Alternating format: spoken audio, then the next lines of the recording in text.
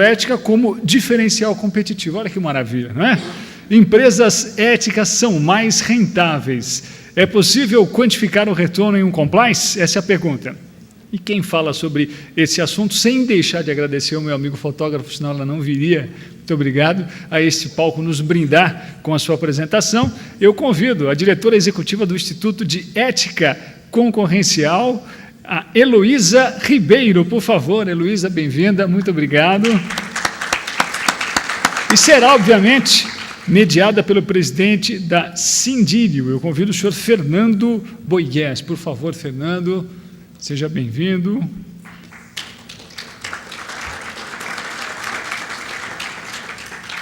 E aí nós aproveitamos esse momento para, quem quiser perguntar, também na sequência após a sua apresentação, simbora.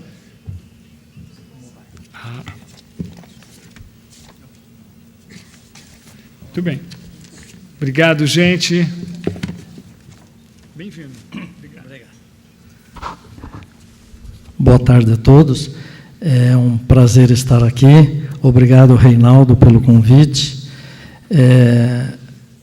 Eu gostei muito desse evento no ano passado e hoje a gente retornou. Eu sou presidente do SINDH-Rio, que é o Sindicato de Hospitais e Clínicas do município do Rio de Janeiro. E um assunto que eu gosto muito, agora mais com compliance, mas é ética, né? E essa ética como diferencial competitivo. Eu tinha feito um arrazoado aqui para falar na abertura, mas houve um atraso, não falei na abertura, e foi bom porque tem tudo a ver com a sua apresentação, Heloísa. Queria dar um passo atrás e falar um pouco sobre ética, apenas para refletirmos. Para que haja conduta ética, é preciso que exista o agente consciente, aquele que conhece a diferença entre bem e mal, certo e errado, permitido e proibido. Lembra, é proibido proibir, da década de 70, a garotada que não sabe disso. Virtude e vício. Creio que este seja o grande motivo de estarmos aqui hoje, para selarmos um pacto entre as empresas e entre os indivíduos, porque são os indivíduos que constroem as condutas. No caso da saúde, a ética é uma questão de vidas. Sabemos que as questões éticas envolvendo os profissionais da saúde já possuem um histórico. Desde que os gregos, influenciados pela filosofia, obedeciam um código de etiqueta e comportamento, sempre tentando promover o bem-estar do doente. A ética e o compliance têm que ser default na saúde. A formação ética do profissional de saúde se dá com o aprendizado direto, por meio de ensino dialético e o ensino indireto, no qual as atitudes, valores e comportamentos são adquiridos na vivência com os instrutores, pacientes e membros da equipe, além, é claro, de sua formação anterior, que se dá dentro do núcleo familiar e no contexto social. Eu não posso deixar de falar aqui de uma coisa, das coisas preciosas da minha vida que começaram a chegar. Vai fazer 5 anos que são meus netos. E, na verdade, é muito importante a gente olhar para aquela empresa básica nossa que é a família, porque a situação familiar é uma empresa. Na verdade, a ética deve ser ensinada desde cedo, lá nas escolas de educação infantil. Afinal, o indivíduo não nasce moral, ele torna-se moral. É necessário que a criança, desde pequena, seja ensinada, corrigida, esclarecida dos conceitos sociais e, o mais importante, que possa conviver com ações de moralidade. Bons exemplos como gentilezas, respeito e responsabilidade são mais valiosos que o próprio ato de educar. São nessas vivências e experiências do cotidiano que a criança observa e aprende a ser um cidadão pleno e autônomo e a ter atitudes de integridade e solidariedade. Creio que a crise moral e ética, por que passa nosso país, infelizmente, tem muito a ver com isso. A educação gera cidadania, respeito e boas condutas. E eu fiquei muito prazeroso quando recebi esse convite para presidir essa apresentação, e fiquei frustrado quando eu peguei o papel, o programa, e não estava. Eu falei, será que fomos execrados do trabalho? Mas não.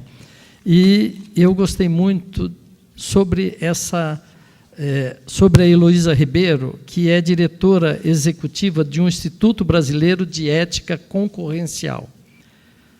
Ela é bacharel em Psicologia pela Universidade da Califórnia, pós-graduada em Marketing pela ESPM e MBA em Excelência no Relacionamento com o Cliente pelo INSPER, que é o IBMEC, aqui em São Paulo. Atuou 14 anos na área de marketing em grandes grupos de comunicação, como o Grupo Abril e RBS, tendo atuado nos segmentos de database marketing, revista e televisão. E, para finalizar, apenas a missão do Instituto onde ela dirige. A missão do Instituto Brasileiro de Ética Concorrencial é o seguinte: combater a concorrência desleal com o objetivo de promover a melhoria do ambiente de negócios. Então, com vocês, com muito prazer, Heloísa.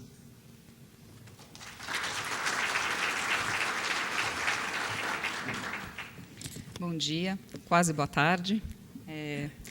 Eu tenho o prazer de estar aqui falando com vocês hoje, um pouquinho antes do almoço. Minha fala vai ser breve, eu me programei para falar nos 20 minutos, eu vou tentar cumprir esse prazo, para não matar ninguém de fome. Como vocês viram, a minha formação, eu sou, na verdade, uma psicóloga marqueteira, que trabalho com ética concorrencial e agora estou me metendo a falar de compliance. Na verdade, eu estou estudando, inclusive eu tenho aqui na plateia professores do curso que estou fazendo. Então, também não sou especialista, queria deixar claro, da área de saúde. Então, se por acaso eu der algum exemplo ruinzinho, falar alguma besteirinha, please be kind. Ok? Então, eu vou começar para dizer o seguinte, que o compliance é um assunto que temos trabalhado bastante no ético, porém, a gente trabalha nesse assunto de uma forma mais ampla. Nosso conhecimento abrange as questões mais gerais, que dizem respeito ao ambiente de negócios como um todo. E aí vale para qualquer tipo de empresa. Eu vou usar esses meus 15 minutinhos para cumprir 3 etapas que eu me propus aqui hoje.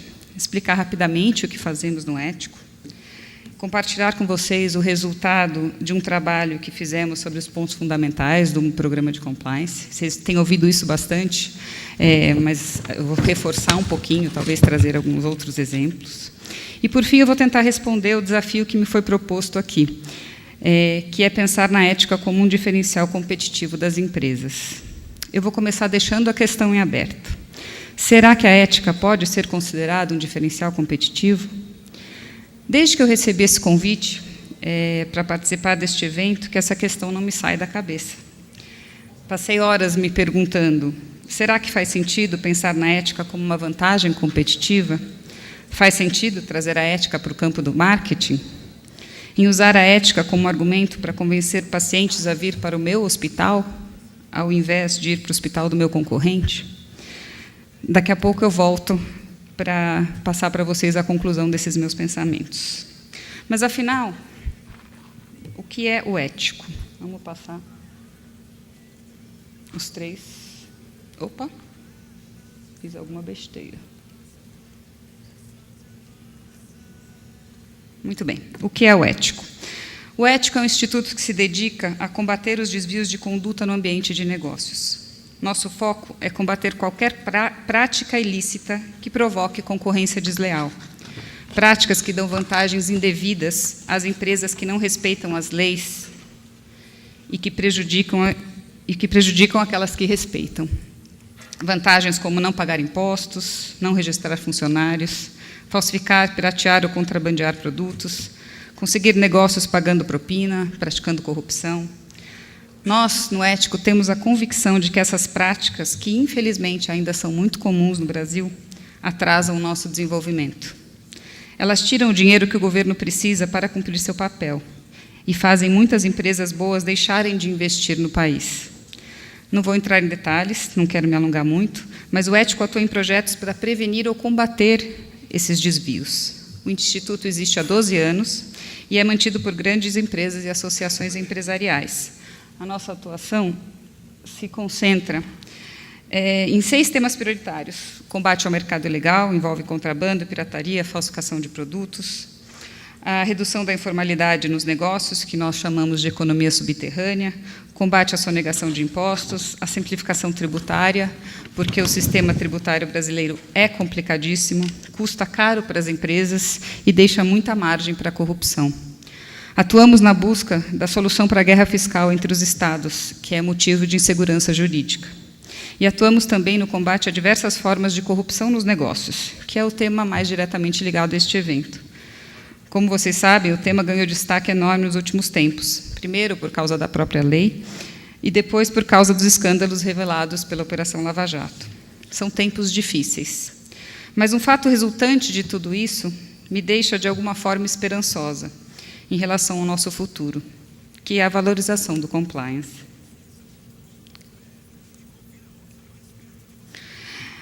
O compliance finalmente está deixando de ser uma promessa ou algo que só diz respeito a poucas empresas para começar a se espalhar pelo mercado. Quanto mais ele se espalhar, melhor. Aliás, foi para ajudar nisso que a gente reuniu especialistas para nos ajudarem a difundir boas práticas de compliance. Eles analisaram o que as empresas fazem e o que não funciona, o que elas fazem e funciona, estudaram as novas leis, produziram uma espécie de súmula com as nossas recomendações para as empresas. Nós tentamos traduzir essa linguagem complicada num material de fácil entendimento, que incluiu uma cartilha e um vídeo, e que estamos divulgando e disponibilizando para quem tiver interesse no nosso site e também em versões impressas. Vocês receberam no material de vocês essa cartilha. Nossa cartilha de 10 elementos. Eu só tenho ouvido aqui 7 elementos. 7 elementos, falei assim, eu acho que a gente incluiu mais 3. Enfim, eu acho que estamos todos tentando dizer as mesmas coisas. Mas o objetivo dessa cartilha não é ser um manual para a implementação do compliance, mas é para sensibilizar as empresas sobre quais são os 10 pontos mais importantes para que o compliance seja efetivo. Eu vou passar rapidamente por esses pontos, por esses 10 pontos. O primeiro, mais importante de todos, o programa de integridade precisa ser erguido sobre uma cultura de integridade verdadeira. Em outras palavras, a empresa, a começar pelos donos, diretores, precisa querer, de fato, fazer negócios com honestidade. Não adianta criar um discurso bonito, dizer para as pessoas que precisam cumprir a lei, se lá no alto, o dono ou o diretor estão agindo em outro sentido. A alta direção precisa querer que a empresa seja honesta.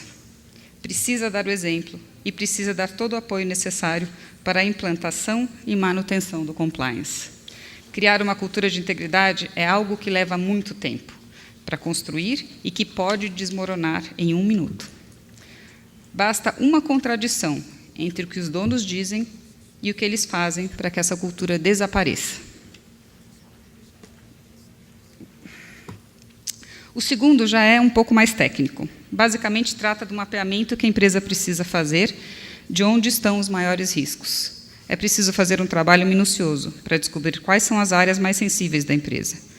O risco maior está no relacionamento com o governo, no relacionamento com os planos de saúde, no setor de compras.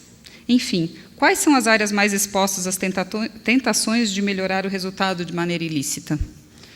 Depois de identificar os riscos, deve criar os mecanismos de controle para minimizar esses riscos. Que poder de decisão cada cargo terá? Como será o processo de aprovação de pagamentos? Enfim, regras essenciais para prevenir os desvios. Outro ponto essencial, como vocês sabem, é a independência da equipe de compliance. Não adianta criar um grupo e mantê-lo subordinado a interesses desta ou daquela área. O setor ou o comitê de compliance precisa receber o mandato da alta direção, se não do próprio dono, para criar, aplicar e fiscalizar as regras. Se não for assim, o setor não vai ter a autoridade necessária para ser respeitado. Ui. Não fiz nada, juro. Acho que deu tilt.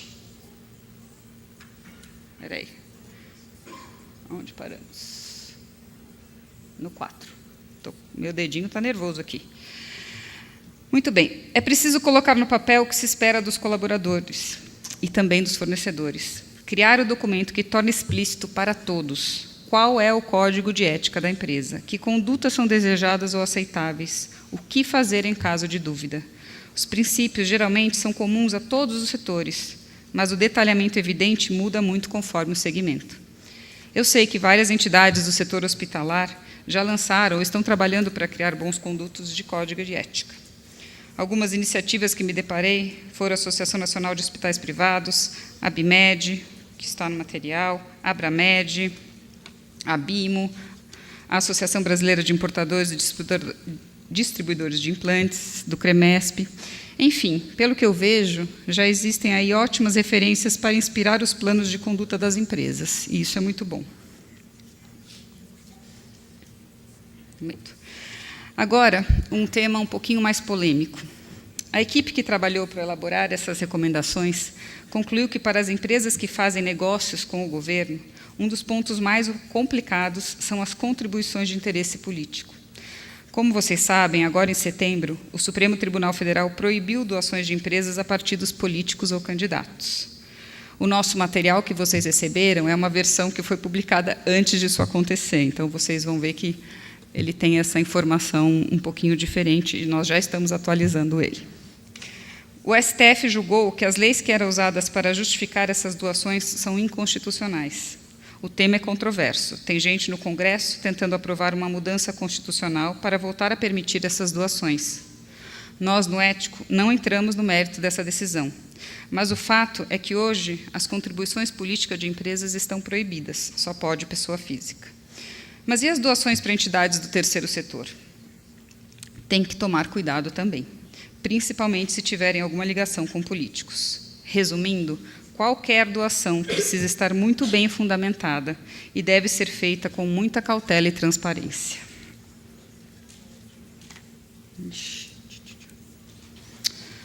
Outro ponto fundamental para o sucesso do compliance, vocês já devem ter ouvido, é o treinamento.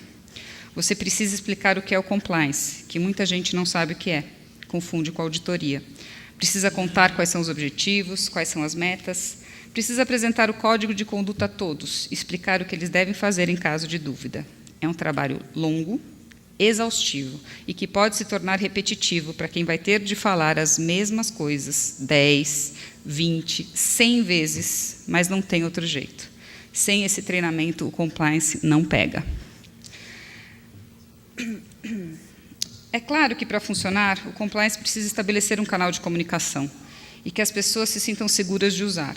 Um local para o qual elas possam ligar, mandar e-mail, ou mesmo ir pessoalmente para tirar dúvidas que vão surgindo. Ou, o que é sempre mais delicado, para contar as coisas erradas que viram ou souberam.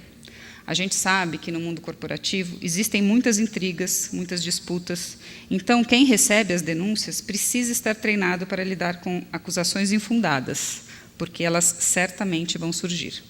Mas é fundamental que as pessoas que agem de boa fé se sintam seguras de que podem fazer a denúncia, inclusive sobre o próprio chefe, e que, se for o caso, que não vão sofrer nenhum tipo de retaliação por isso. Quando uma empresa consegue criar uma cultura forte de integridade, as pessoas sabem que denunciar as atitudes erradas é a coisa certa a fazer. Contar com elas é fundamental para evitar e corrigir os desvios. A questão da punição é outro ponto fundamental. Um programa de integridade vive muito em função do respeito que ele consegue manter, e para manter o respeito é preciso punir quem sai da linha. É claro que a punição precisa ser proporcional ao tamanho do erro. Para um diretor que deu um presente de R$800 para um cliente, quando o código de conduta só permitia presentes até R$200, talvez uma advertência seja o suficiente. Já num caso de pagamento de propina, o mínimo que se espera é a demissão sumária do responsável. A atenção com os parceiros externos é outro ponto que exige muita atenção. Uma das novidades mais importantes da lei anticorrupção foi ter estabelecido a chamada responsabilidade objetiva da pessoa jurídica. Esse é um tema controverso. Tem gente que acha que a lei exagerou, que essa discussão ainda vai dar muito pano para a manga no judiciário. Mas essa parte eu deixo para os especialistas. O fato é que, na letra da lei, está escrito que não importa se a direção da empresa sabia ou não sabia das condutas erradas que foram cometidas em nome da empresa. Se o fato ocorreu, a empresa é responsável e tem que pagar, mesmo que o culpado tenha sido um despachante que a empresa contratou e que o despachante foi lá e subornou o fiscal para conseguir um alvará. Aconteceu? Beneficiou a empresa? Ela é culpada. Então, muito cuidado antes de contratar fornecedores. Verifique a reputação deles, procure saber se a conduta está na linha com o programa de integridade da empresa, principalmente no caso de parceiros estratégicos, aqueles com quem a empresa tem um relacionamento contínuo, como os distribuidores e representantes comerciais. Nesses casos, o monitoramento precisa ser constante. Responsabilidade objetiva da pessoa jurídica tem impacto também nas decisões de fusão, aquisição ou reestruturação societária da empresa. Se você não tomar cuidado para ver com quem está se juntando, pode acabar pagando a conta por erros que foram cometidos antes da sua chegada. Por fim, é preciso entender que o compliance é um projeto que nunca termina. Ele deve ser monitorado continuamente, avaliado, ter indicadores de desempenho, ser aperfeiçoado, aplicado aos novos colaboradores, reaplicado aos antigos. Enfim, precisa ser cultivado o tempo todo, senão ele vai ficando fraquinho, como um organismo que vai perdendo a sua capacidade de defesa. Aí chega um vírus novo, uma tentação qualquer, e a empresa adoece. Com a equipe de compliance ativa, o sistema imunológico da empresa se mantém sempre resistente. Agora, para terminar, vou tratar da questão que dá nome a este painel. Como eu disse no começo, essa questão me fez perder algumas horas de sono nos últimos dias. Afinal, a ética pode servir como diferencial competitivo?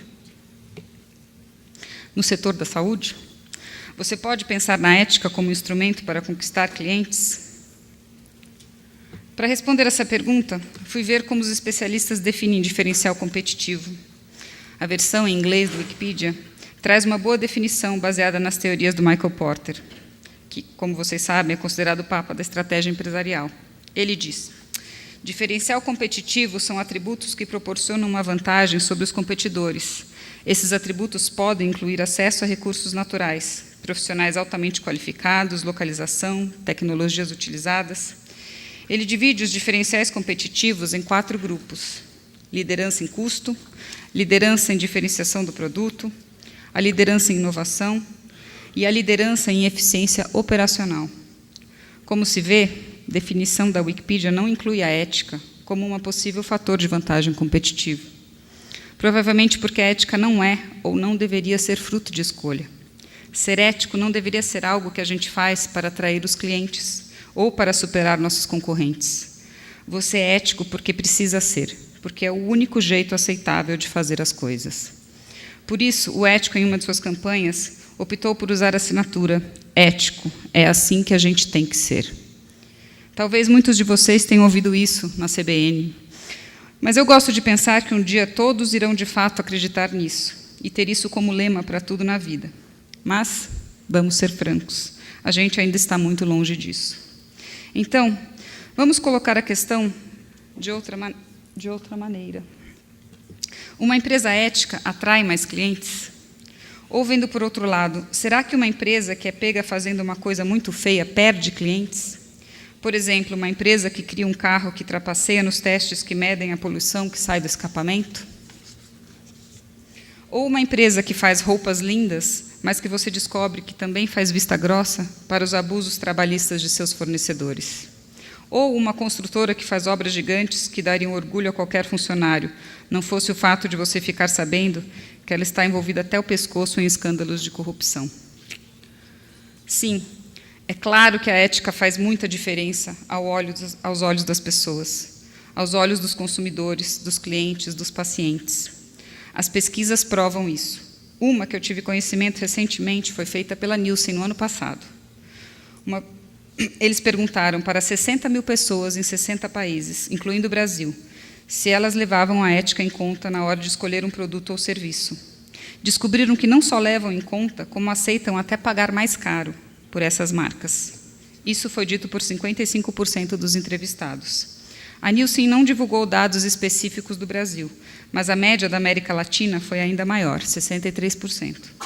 Eu tenho certeza de que as escolhas em relação à saúde são ainda mais criteriosas nesse sentido. Agora há pouco, vocês tiveram aqui o diretor da compliance da Cleveland Clinic, que foi considerado o hospital mais ético do mundo pelo Ethisphere. Eu tenho certeza de que ele e que cada funcionário da Cleveland tem muito orgulho dessa conquista. e que os pacientes também ficam mais tranquilos em saber que estão sendo tratados por um hospital reconhecidamente ético. A pesquisa das empresas mais éticas do mundo, da Ethisphere, segue uma metodologia rigorosa, que avalia as empresas em 5 quesitos: ético e programa de compliance, responsabilidade e cidadania corporativa, cultura de ética, governança e, por último, liderança, inovação e reputação. Este ano, apenas 2 empresas brasileiras entraram na lista: o Banco do Brasil, que apareceu pela 2ª vez este ano, e a Natura, que é campeã brasileira nesse ranking. Já faz 5 anos que a Natura está na lista da Ethisphere. Com certeza, quem trabalha na Natura tem muito orgulho de saber disso, e a gente sabe que a Natura é uma das marcas mais admiradas do Brasil, muito em função da imagem da empresa ética que ela construiu. E ela constrói isso com ações concretas, de preservação ambiental, de responsabilidade social e de respeito com o consumidor. Eu soube que, neste evento, está sendo lançado o prêmio para o setor de hospitais, laboratórios e operadoras, o prêmio Ethics. Amanhã vai ser uma apresentação sobre o assunto. E torço muito para que esse prêmio vire referência e ajude a dar destaque às empresas éticas. A pedagogia moderna ensina a gente a educar nossos filhos, valorizando muito os bons comportamentos deles. É a chamada educação positiva. Eu testo esse conceito diariamente com meu filho de 9 anos, e eu sei que funciona. E eu acredito que essa educação positiva não funciona só com os nossos filhos, mas com todo mundo. Então, que bom que existem os prêmios. Uma vez, há alguns anos, eu li uma entrevista de um importante executivo brasileiro, Fábio Barbosa, na época presidente do Banco Real e da Federação dos Bancos, a FEBRABAN. Ele foi um dos primeiros executivos brasileiros a se dedicar à causa da sustentabilidade ambiental. Naquela época, tinha virado moda entre as empresas investir em sustentabilidade. Tinha gente séria fazendo isso, mas tinha também empresas que faziam projetos só para se sair bem na foto, só para poder dizer que investia em sustentabilidade. E o jornalista perguntou isso ao Fábio: você não acha ruim que a sustentabilidade tenha virado moda e está sendo praticada sem convicção? A resposta dele ficou marcada na minha memória. Ele disse: isso não importa tanto. O importante é que, seja por moda, seja por marketing, seja por convicção, as empresas estão cuidando melhor do meio ambiente. E isso já é um avanço. Eu penso que com a ética é a mesma coisa. Quanto mais a gente puder aproveitar a maré favorável do compliance, mais longe a gente vai chegar. E o Brasil só tem a ganhar com isso. Obrigada.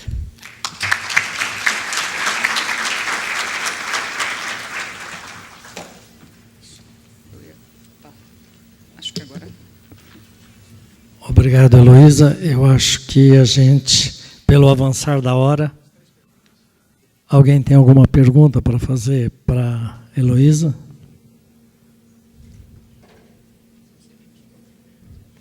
Por favor. Só para fechar, você tem a convicção que ética é diferencial competitivo? Você tem certeza que ele não é uma questão de valor de cada um, que nós temos que ter. Ele é um diferencial competitivo quando você apresentou a posição do Porter, tudo isso na definição estratégica. Claro, quando você vai para a parte da premiação, tentar trabalhar as percepções, ele fica mais romântico, né? Aí você traz isso como... Eu também tenho um filho de 9 anos, eu sei como a gente representa isso. Mas será que, de fato, ele é um diferencial competitivo ou é uma obrigação de todos nós? Eu acho, no meu ver, obrigada pela pergunta, no meu ver é uma obrigação de todos nós, mas ela pode ser usada como uma vantagem competitiva, e hoje ela é uma vantagem competitiva. Mas, conversando muito sobre isso, inclusive com os meus professores que aqui estão, hoje ela é. No futuro, ela vai ser uma condição de existência. Então, vamos aproveitá-la. Desculpa, foi muito importante a sua pergunta, porque eu estava fazendo essa pergunta desde o início das apresentações, pelo seguinte: eu atuo na área de hospitalar há mais de 30 anos, e a gente viu nascer uma nova especialidade médica, que é auditoria médica. Por que tem que se fazer auditorias em contas hospitalares? Se as contas apresentadas à fonte pagadora estiverem ali. Os materiais e medicamentos necessários ao tratamento daquele paciente, prescritos por um médico. Se você não manipulou essa conta, não teria que ter uma auditoria. Isso, para mim, é default para uma existência digna. Não teria necessidade de se fazer essas auditorias. E aí a mesma coisa, e gastou-se e gasta-se muito dinheiro investindo tanto em auditoria dos prestadores, quanto, que a gente chama de contra-auditoria, quanto das auditorias das operadoras. E a mesma coisa agora com compliance. Vai ter que se gastar muito dinheiro para uma coisa que, na verdade, tem que ser default de qualquer empresa, principalmente na área de saúde, né? Se a gente já parte do princípio que os conselhos, não só os médicos, todos os conselhos de profissionais já têm a sua conduta ética, espera-se que o profissional que está naquela área faça isso. Infelizmente, nós somos seres humanos, né? Eu procuro entender. Sua formação é psicologia, a minha formação é psiquiatria. Eu procuro efetivamente entender isso. Mas eu gostaria muito que a gente, ao invés de estar discutindo sobre a importância do compliance, a importância da ética, que nós fôssemos efetivamente fazedores de compliance, termos a ética. Então, eu acho que isso está sendo muito importante para todo mundo, é muito importante pensar sobre o assunto.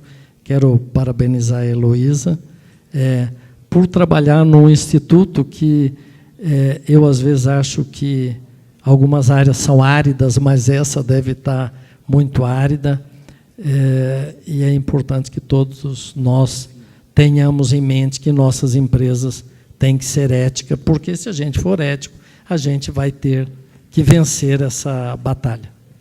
Muito obrigado.